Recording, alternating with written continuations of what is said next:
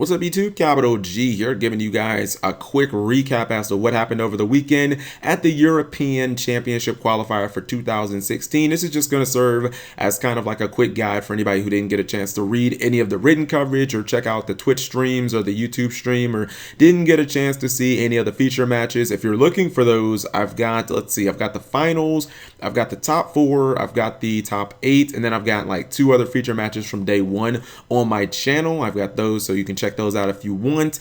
And let's just go ahead and jump into it. Okay, so attendance was about 1,400 players, so it was definitely a big and respectable event. It was won by a French player by the name of Samir Bakir. I probably mispronounced that, but you know, excuse me.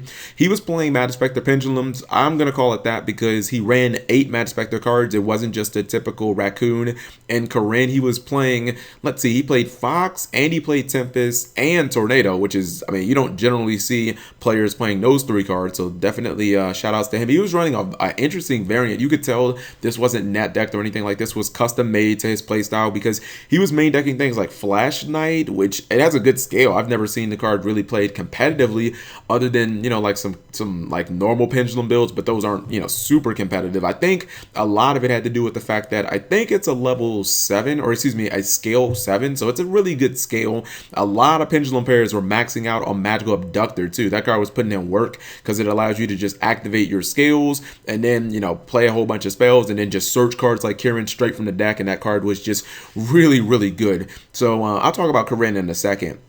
When you look at the top 64 breakdown, once again, PK Fire was the most represented deck as far as like single decks. Much similar to the North American WCQ that went over the weekend. If you combine the Monarch variants, Domain and Exceed versions, like, you know, the extra deck versions, Monarchs actually ended up tying, you know, they tied PK Fire, and Cosmo did exceptionally well too. You had 8 Demise Cosmo, and then you had just, you know, like 5 other variants, or excuse me, you had 10 other variants, some being just regular Cosmo, and then without, you know, Demise and without like Pot Duality, and then some being actually Fire King. So if you grouped all those together, actually Cosmo had the most representation, which is interesting because Cosmo kind of flopped at the NAWCQ. So you can kind of tell that even though North America and Europe, we have the same big 4 decks, you know, they obviously do, like, you know, they kind of perform differently at different events. Performer Pals, or excuse me, Pendulums were much more represented in day 2. They had 9, they had almost 10 decks in top 64, and this event was dominated by the Germans. Seriously. In the top 64, basically the day 2 breakdown, about a third of the field was German players, and I want to say there were about 400 German players at this event. So you see that, like, even though we have the same decks, you know, there's obviously different metas between North America and Europe, very similar to how I said before. Last year at the North American WCQ, Ritual Beast was a deck that just took the event by storm, had 2 decks in the top 8, and then when it came to Euros, a week later, Ritual Beast didn't get in top 8 at all. So it's interesting to see, but largely we have the same 4 decks. So I think that Konami will take, like, they'll take both events into consideration when making the TCG ban list, because honestly, if you would have just based it on the NAWCQ, cards like Corinne may not have been on your radar. Now let's just go ahead and baby rage about Corinne. At least I'm going to. I almost want to call this event like YCS Corinne, even though it wasn't a YCS technically, because Corinne to me appeared to be the MVP of the entire event. That card just slaughters PK Fire, and a lot of it has to do with the fact that it feels like an infinite stun that they're under anytime that you have the card on board. It's kind of like the same effect that Abyss Dweller has, but the difference between Abyss Dweller is a lot of times you can make like Dante, you can go Tour Guide Dante and just attack over a Dweller. You can get a card that, or you can detach the Tour Guide instead of detaching your BA, just run over the Abyss Dweller. But with a card like Corinne, obviously it can be used during the battle phase. You can use it on any pendulum. So, you know, they'll take a Joker or they'll take a Luster Pendulum, they'll bounce it back to their hand, and then they'll just spin one of your monsters, and then during their turn they, you know, may have another pendulum, or they can just use itself to spin as well. And with a lot of players, Monarchs and PK Fire not running solemns, Corinne was hitting the board a lot, and it seemed like when people got Corinne on the board, it was not dying. So it was pretty much just a win condition in itself. It was actually doing a lot better against Monarchs than I expected, and I think a lot of that has to do with the fact that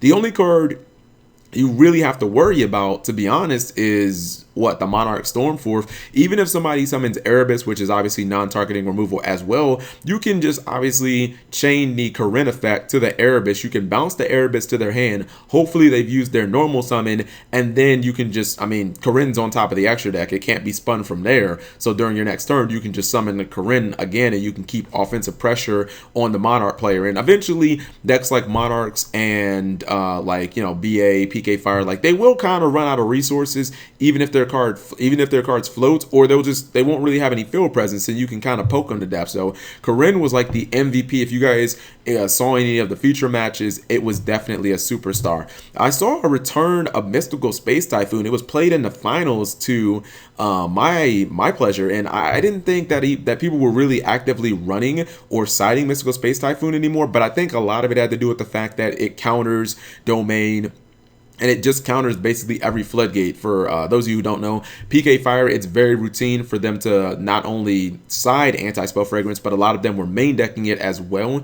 And yeah, Mystical Space Typhoon was coming in clutch in a lot of these decks. A couple of other decks that didn't quite make the cut that I did see a couple times, we saw Cyber Dragons. We actually saw Black Wings in round 9, and I believe the guy actually had 7 wins at that point. He was like 7-2. He was on the bubble. Obviously, if he wins the match, he probably ends up making it to day 2. So Black Wings still somewhat relevant somehow. Now, I got to give a shout out to Konami as a whole, and I'm just, well, more or less like the European Konami, the people that ran this event. I'm not going to try and change the topic too much, but if you compared this event and how it was ran to the North American WCQs, oh my god, you would not even believe that this was the same game. The coverage for this event was so spectacular. I give it an A+. Not only did they do player interviews, which they did not do at the NAWCQ, but they talked to a whole bunch of players. They let players jump on the microphone, you know, and commentate with them. There was player interaction in the Twitch stream where this guy, I do not remember his name. I'm actually glad that he's on here. You know, he would post straw polls and ask what people wanted to see as far as, you know, like feature matches. But then if they wanted other players to be able to commentate, they also had a lot of different segments in between the matches, which was one of the things that the NAWCQS can definitely learn from. Instead of playing the same, you know, 8 or 9 commercials and same 3 deck profiles, you know, they had city tours, because I believe this guy and his wife both live in Berlin. So obviously, who better to give a tour of Berlin than the person actually who lives there? You know, they did, they kind of did a behind the scenes where they took players around, or they took the camera around the venue. They showed you kind of the VIP section that I had no idea that even existed, where they were showing, you know, if you won nationals, Konami will put you in this area of they'll let you into this area of the venue where there's food and drinks and a personal locker. You know, it was just, the event seemed to be, like, the coverage just seemed to be so much better. There was so much going on even in between the matches, and they even had highlights too. Like, as soon as the duels were over, they would kind of, you know, condense the matches and show some of the best plays of the matches, you know, highlight like why this was the biggest play of the match, why this was done, why this won this player of the match, and stuff like that. I don't know, man. I think the North American coverage team can learn a little bit from these guys. This event was ran extremely well, and also it didn't start 3 hours late, so that was another thing. But in general, I honestly think that we didn't learn much about the meta. Well, maybe I can say that most of, you know, us at North America, I'll just say myself. I don't want to speak for anybody. I do think that a lot of people probably underrated Pendulums a little bit. I kind of said that they were like maybe a tier lower than Monarchs and PK Fire, but no, they had an extremely strong showing, and it's just the fact that you have a card like Corinne that it can be a scale, it can be a monster, but on the field, it can also be a trap. You know what I mean? That card just serves all purposes. Also, I think that Dante is 100% getting hit. I think that his days at 3 are numbered. If you just look at the results, look at the evidence, the fact that PK Fire had such a strong showing at both events back to back. It was in the finals. It didn't win the event, but you know, that's fine, because at that point it's only 2 players left. It's kind of a coin flip.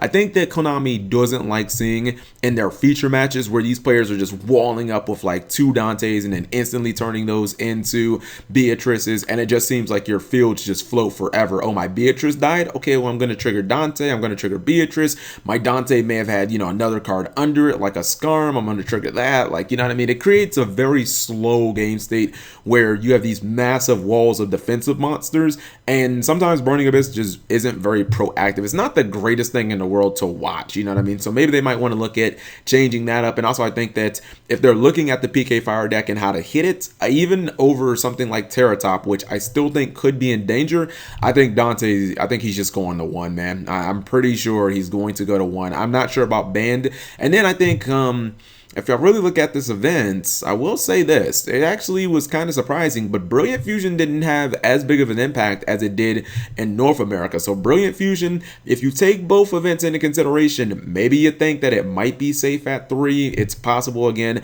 I think that it could definitely go to 2 or 1. Konami does some strange semi-limits, but let me know what you guys think. Let me know what you thought of the event. I thought it was an excellent event. It was ran A+. The feature matches were really good. They picked good decks to be in the feature matches. Thank you guys for watching as always.